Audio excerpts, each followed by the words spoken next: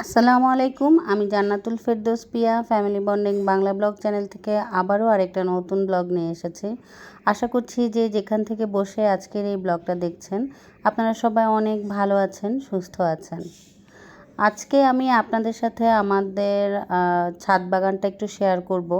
অনেকের কাছে হয়তো আজকের এই ছাদ বাগানটা ভালো লাগবে যারা গাছ পছন্দ করেন, আর অনেকের কাছে হয়তো এই ভিডিওটা ভালো লাগবে না। তবে এটার দ্বিতীয় অংশে আমি আজকে পিৎজা বানাবো বাচ্চাদের জন্য। বেকারি স্টাইলে কিভাবে পিৎজা তৈরি করি সেটাই আপনাদের সাথে শেয়ার করব।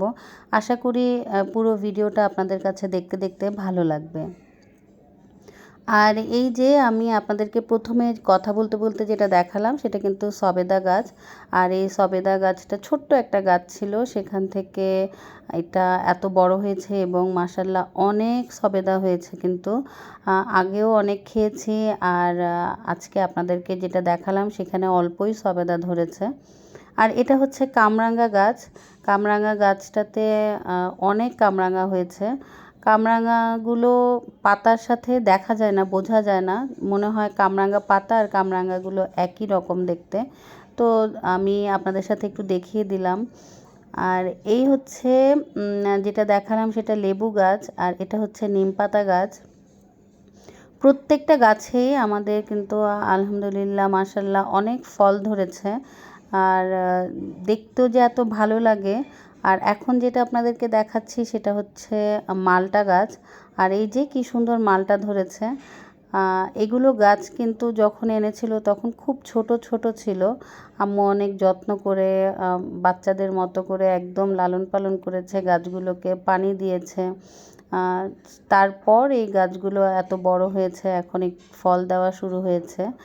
আর কিছু কিছু গাছ থেকে ফল আপনা আপনি পড়ে যায়, কিছু পাখি খেয়ে ফেলে। তো ওগুলো তো ঝামেলা আছেই। এই যে যেমন এই মালটা দুইটা হঠাৎ করে কেন যেন নষ্ট হয়ে গেছে, এগুলো পড়ে গেছে। পুরো গাছেই ফল হয়, কিছু ফল তো থাকে, কিছু ফল নষ্ট হয়ে যায়। আবার সারেরও কিছু অভাব থাকে, দেখা যায় মালি আসতে দেরি করে। তো সব কিছু মিলে যাই থাকে, যাই ধরে ফল, যেটাই খেতে পারি ততটুকুতেই তৃপ্তি আসলে। আর এটা হচ্ছে চেরি ফল গাছ। এখানে কিন্তু অনেক ফুল দেয়, ফুলটা আপনাদেরকে দেখালাম, এখন আস্তে আস্তে ফুল দিবে। এত ফুল দেয় আর এই চেরি ফলটা এত মজার যে অনেক ভালো লাগে আর কি খেতে এই ফলটা। আর এখানে আম গাছে আম ধরেছে। 12 মাসি আম আছে এখানে। তো 12 মাসি আমের মধ্যে কিছু আম কয়দিন আগে ধরেছিল, সেগুলো আমি তখন আর ভিডিও করতে পারিনি। আর এখন কিছু কিছু আমে মুকুল এসেছে, কিছু আম হয়েছে। খুব সুন্দর লাগে যখন এরকম গাছ দেখি। আর এই গাছটা আতাফল গাছ। আতাফল গাছটা ঝাঁপি দিয়ে একদম গাছ হয়েছে, তো এগুলো বড় হলে হয়তো আতাফলটা হবে। আর এটা হচ্ছে ডালিম গাছ। ডালিম গাছটা অত একটা বেশি মানে ফল হয়, কিন্তু ডালিমটা খেতে কেন যেন মিষ্টি লাগে না, বা ডালিমটা অত মজা লাগে না খেতে। আর এই তো লেবু গাছ। লেবু গাছে অনেক রকম লেবু গাছ আছে আমাদের। কিছু আম্মু নিয়েছিল আর কিছু আপনাদের ভাইয়া বৃক্ষমেলা থেকে কিনেছে। এবারও ইচ্ছা আছে বৃক্ষমেলায় যাওয়ার, দেখি যদি যাই তাহলে তো আপনাদের সাথে শেয়ার করব।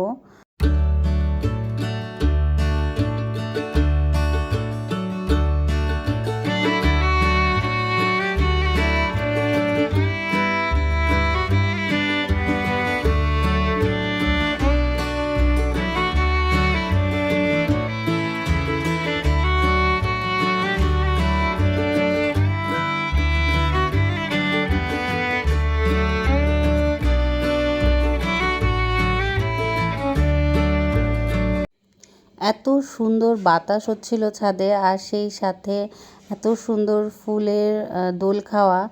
আমি ভিডিওতে যখন দেখছিলাম তখনই আমার কাছে অনেক ভাল লাগছিল, আর সামনাসামনি তো বুঝতেই পারছেন কত ভালো লাগছিল। আর কিছু তেজপাতা গাছ আপনাদের সাথে শেয়ার করে ফেললাম কথা বলতে বলতে, আর সেই সাথে আরও কিছু গাছ আছে সেগুলোও আপনাদেরকে একটু দেখিয়ে দিলাম।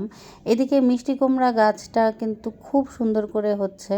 তো মিষ্টি কুমড়া গাছের পাতা ভাবছিলাম যে নিয়ে রান্না করব, কিন্তু ওই দিন আর আমার রান্না করার মতো অবস্থা ছিল না, আগেই রান্না করে ফেলেছি, সেই জন্য আর পাতাটা নেইনি। যেদিন নিব সেদিন আপনাদের সাথে রান্না করাটা শেয়ার করব। আর এই যে এই মেহেন্দি গাছটা থেকে আম্মু মেহেন্দি নিয়ে তারপর মাথায় লাগায়, হাতে লাগায়, আমার মেয়ে লাগায়, খুব সুন্দর কিন্তু কালার হয়। আর এটা হচ্ছে কারি পাতা গাছ, যেটা আপনাদেরকে একটু দেখালাম। কারি পাতা গাছটা আমি অনেক শখ করে নিয়েছি, কিন্তু দেখা যায় কি সেই কারি পাতা গাছের থেকে পাতা নিয়ে যে আমি রান্না করব সেটা কিন্তু আমার আর হয় না। আমি নর্মালি কারি পাতার স্মেলটা অনেক বেশি পছন্দ করি। আর এটা হচ্ছে থাই পাতা, থাই পাতার যে গাছ সেটা। পুঁই শাক, দুই ধরনের পুঁই শাক আছে, একটা হচ্ছে এরকম সবুজ, আর একটা লাল যেই পাতাটা হয় সেইটা। আর এই যে আরেকটা বড়ই গাছ আপনাদের সাথে একটু শেয়ার করে দেই। গাছ কিন্তু আরও অনেক আছে, একটা ভিডিও পুরাটা করতে হয় যদি আমি ছাদ বাগানের ভিডিওটা আপনাদের সাথে শেয়ার করি। এটা হচ্ছে আঙুর ফলের গাছ। তো পুরো ভিডিওটা শেয়ার করলে আপনাদের কাছে ভালো নাও লাগতে পারে, অনেকে গাছ প্রেমী না, তো ভিডিওটা হয়তো স্কিপ করে যেতে পারেন, কিন্তু গাছ দেখলে আসলে সবারই ভালো লাগে মোটামুটি। সেই জন্যই আপনাদের সাথে আজকে আমার এই ছাদ বাগানটা একটু শেয়ার করে দিলাম, যেটা আম্মু অনেক যত্ন করে লালন পালন করছে। আর এই তো কিছু সবেদা নিয়ে এসেছি, এগুলো আস্তে আস্তে পাকবে। আর লেবু নিয়ে আসলাম, পেয়ারা নিয়ে আসলাম, এগুলো গাছের থেকে পড়ে গিয়েছে আর কি, তো সেগুলো যেগুলো ঝরে গেছে সেগুলো নিয়ে এসেছে। আর সবেদাটা আস্তে আস্তে পাকবে, এমনিই নিয়ে আসলাম সবেদা। আর এই সবেদাটা পাখি খেয়ে ফেলেছে, ওই যে বললাম কিছু কিছু ফল পাখি খেয়ে ফেলে। তো ফল আল্লাহর দান, আল্লাহ পাখির রিজিক রেখেছে ওই ফলে, তাই যতটুকু খেয়েছে খেয়েছে পাখি, বাকিটা পড়ে গেছে, তা আম্মু নিয়ে এসেছে আর কি।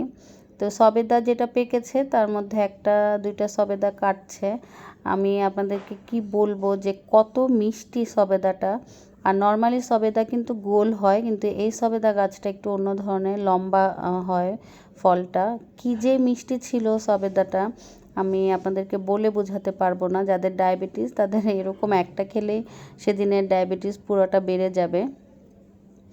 যাই হোক, তারপর বাসায় চলে আসলাম, বিভিন্ন অনেক কাজ করেছি, সেগুলো আমি আর আপনাদের সাথে দেখাইনি, যেহেতু ছাদ বাগানটা দেখানোর জন্য আমার ভিডিওটা বড় হয়ে গেছে।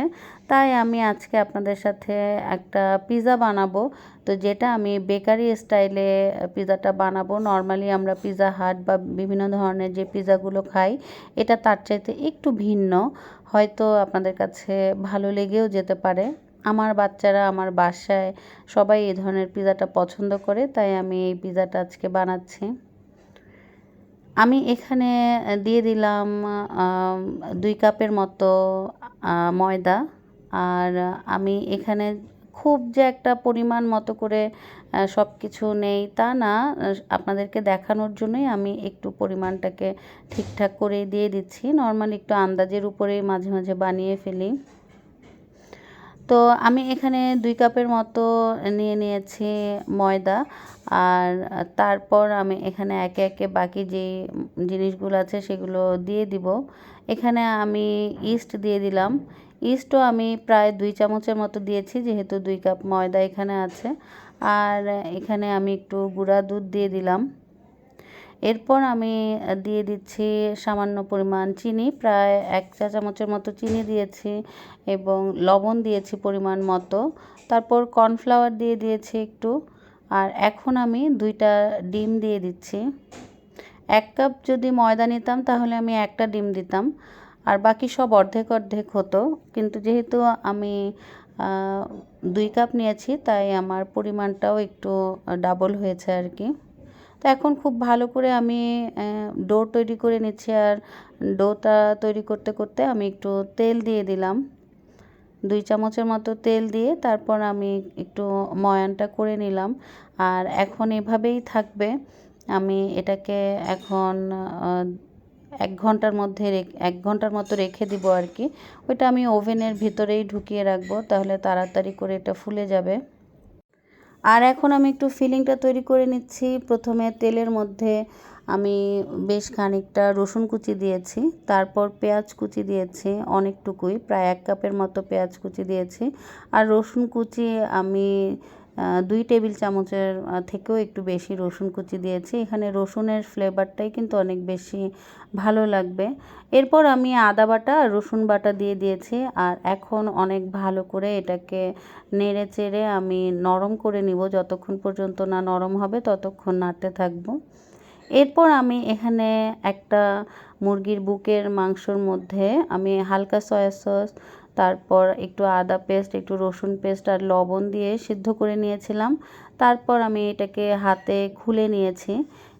এই মাংসটুকু আমি দিয়ে দিলাম, সেই সাথে আমি গোলমরিচের গুঁড়া এবং টমেটো সস দিয়ে দিয়েছি, চিলি ফ্লেক্স দিয়ে দিয়েছি, সামান্য পরিমাণ লবণ দিয়ে দিলাম, অরিগ্যানো দিয়ে দিয়েছি, দিয়ে দিলাম পার্সলে আর সামান্য পরিমাণ বেসিল। আর এখন টেস্টিং সল্ট দিয়ে দিলাম। আর আমি চিনি দিয়ে দিয়েছিলাম। এরপর আমি খুব ভালো করে কিন্তু নেড়ে চেড়ে নিচ্ছি। সব মশলাগুলো আমি একসাথে করে মিশিয়ে নিচ্ছি। আর এত সুন্দর একটা স্মেল আসে সব কিছু থেকে যে কি বলবো, খাওয়ার আগেই পুরটা খেয়ে নিতে ইচ্ছা করে। আর এখন ক্যাপসিকাম দিয়ে দিয়েছি 3 রকমের, আমি হলুদ ক্যাপসিকাম, লাল ক্যাপসিকাম আর সবুজ ক্যাপসিকাম, এটা দিয়ে তারপর খুব ভালো করে একটা ফিলিং তৈরি করে নিয়েছি। আর এইটার ভেতরে কিন্তু আমি এখন যেটা দিব সেটা হচ্ছে সামান্য পরিমাণ পানির মধ্যে একটু কর্নফ্লাওয়ার আমি মিক্সড করে নিচ্ছি। তারপর এখানে আমি দিয়ে দিলাম। যেহেতু বলছি যে বেকারি স্টাইলে করা, সেহেতু কিন্তু এই ধরনের ফিলিংটাই বেকারিতে হয়। আমরা বিভিন্ন বেকারিতে কিন্তু যখন পিৎজা কিনি তখন কিন্তু এই ধরনের পিৎজাটাই পাওয়া যায়। আর এই ধরনের পিৎজাটা কিন্তু খেতে আমার কাছেও ভালো লাগে। তো এই যে আমার কর্নফ্লাওয়ারটা দেওয়ার 1-2 মিনিট পর কিন্তু এটা হয়ে গেছে। আর এখন আমি আমার ডোটা বের করে নিলাম। মোটামুটি ভালোই ফুলেছে। আরও যদি আমি বেশিক্ষণ রাখতে পারতাম তাহলে আরও ভালো হতো, আর একটু ফুলে উঠতো। তো এখন আমার হাতে আসলে আর ওই ধরনের সময়ও নেই। আমি তাড়াতাড়ি করে বানাতে হবে, আর ওরাও বারবার বলছে যে ওদেরকে দিতে। ইস্টটা অ্যাক্টিভ হতে একটু সময় লাগে, যত বেশি সময় ধরে রাখা যায় ইস্ট আসলে তত সুন্দরভাবে কাজ করে। তো আমি আজকে ইলেকট্রিক ওভেনে বানাবো। ইলেকট্রিক ওভেনটাকে একটু প্রিহিট করে নিতে হবে। তো আমি প্রথমে একটু প্রিহিট করে নিচ্ছি। এদিকে ফাংশনগুলোকে সব আমি সেট করে নিচ্ছি। প্রিহিট করতে আমি 5 থেকে 7 মিনিটের মতো সময় নিব। আর এই যে আমি 180 ডিগ্রি সেলসিয়াসে দিয়ে দিলাম, আর এদিকে প্রিহিট হতে থাকুক আর আমি একটু পিৎজাটা রেডি করে নেই। তো আমি এরকম একটা মোল্ড নিয়ে নিয়েছি, আর এখন একটু অয়েল ব্রাশ করে দিচ্ছি। আমি এখানে যেই পেপার আছে, অনেকে পেপার দিয়েও কিন্তু তারপর উপরে দিতে পারে, তো আমি আজকে আর পেপারটা দিলাম না। সরাসরি আমি এভাবে করে একটু চাপ দিয়ে দিয়ে রুটিটা বেলে নিচ্ছি। অনেকে রুটি বেলে তারপর উপরে দেয়, তো আমি আর রুটি বেলিনি, সরাসরি এভাবে করে আস্তে আস্তে দিয়ে দিচ্ছি। আর এরপর কাঁটা চামচ দিয়ে আমি একটু ছিদ্র ছিদ্র করে দিচ্ছি যেন বাতাসটা সুন্দর বের হয় আর পিৎজাটা ফুলে ওঠে। আর এখন আমি যেটা করছি সেটা একটু টমেটো সস দিয়ে দিচ্ছি, বা যেরকম করে সবাই পিৎজার জন্য যা যা তৈরি করে। আজকে আমি যেটা করছি সেটা আমার চাইতেও হয়তো অনেকে অনেক রকম করে অনেক ভালো করে পিৎজাটা তৈরি করতে পারে। তো আমি যেভাবে আমার বাচ্চারা পছন্দ করে সেভাবেই করছি, আর একটু বেকারি স্টাইলে অনেকে কম করে। তো আমার মনে হলো আমি একটু আপনাদের সাথে সেটা শেয়ার করি, ভালো লাগলে বাসায় ট্রাই করতে পারেন, আর ঝটপটও হয়ে যায়। আর এখন আমি সব পরিমাণ মতো যতটুকু ফিলিং দেওয়ার দিয়েছি, উপরে একটু চিজ বেশি করে দিয়ে দিচ্ছি, কারণ ওরা চিজটা খেতে অনেক পছন্দ করে। আর এরকম ধরনের পিৎজাগুলো কিন্তু একটু মোটা হয়। বেকারির যে পিৎজাগুলো সেগুলো কিন্তু নিচের যেই ডোটা এটা রুটিটা এটা পাতলা হয় না, একটু মোটা মোটা হয়। তো আমিও একটু মোটা মোটা করেই আজকে পিৎজাটা তৈরি করব। আর চাইলে কিন্তু যেই রুটিটা আছে সেটা পাতলাও করে করা যায়, এটা যার যার ইচ্ছা মতো। তো আমি আমার মতো করে করে নিলাম। এখানে কিছু ক্যাপসিকাম উপরে দিয়ে দিয়েছি, তারপর অলিভ দিয়ে দিলাম।